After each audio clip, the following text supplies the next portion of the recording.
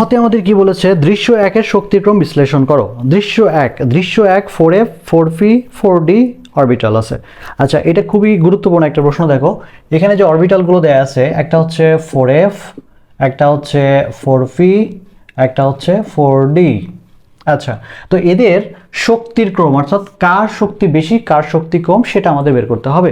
তো এইটা যদি আমরা বের করতে চাই, আউফবাউন্ড নীতি তোমরা জানো। আউফবাউন্ড নীতিটা কি, যে ইলেকট্রনগুলো প্রথমে সর্বনিম্ন শক্তি স্তরে প্রবেশ করে, এরপর আস্তে আস্তে আস্তে আস্তে উপশক্তি স্তরে প্রবেশ করে। এটা হচ্ছে আউফবাউন্ড নীতি।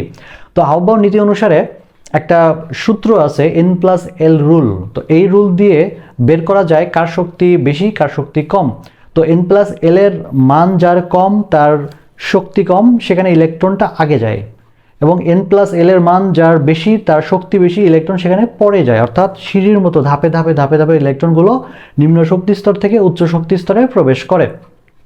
তো এখন দেখো আমরা N+L রুলটা যদি ব্যবহার করি এইটার ক্ষেত্রে, দেখো N+L, তো এখানে N এর মান কত, এই যে এইটা হচ্ছে N এর মান, আর L এর মান কত, L এর মান দেখো, L এর মান হচ্ছে 0 1 2 3, এটা হচ্ছে S, এটা P, এটা D, এটা F।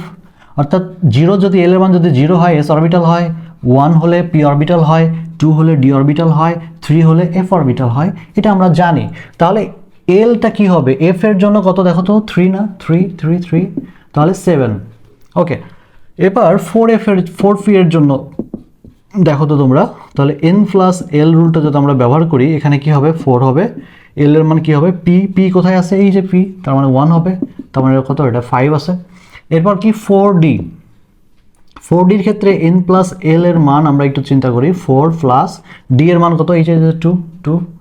আচ্ছা, তাহলে কি হবে 6। ওকে, তাহলে দেখো 5 6 7, তাহলে সবচাইতে শক্তি কম কার, 4p। তারপর কে, তারপর হচ্ছে 4D, এবং সর্বশেষ কি 4f।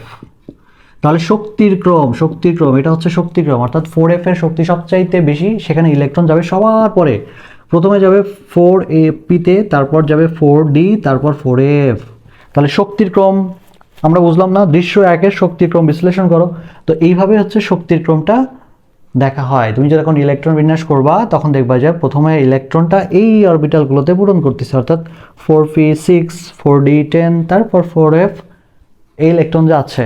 তো এটাই মূলত ওরা জানতে চেয়েছে। তো এটা যেহেতু 4 মার্কস, তোমরা কি করবা, N+L রুলটা একটু ব্যাখ্যা করবা, আউফবাউন্ড নীতিটা একটু বলবা, তারপরে তোমরা এটা দিয়ে ব্যাখ্যা করবা যে হ্যাঁ, যেহেতু এর শক্তি হচ্ছে N+L এর মান যেহেতু এর সবচাইতে কম, তার মানে এর শক্তি সবচাইতে কম, ইলেকট্রন আগে প্রবেশ করবে।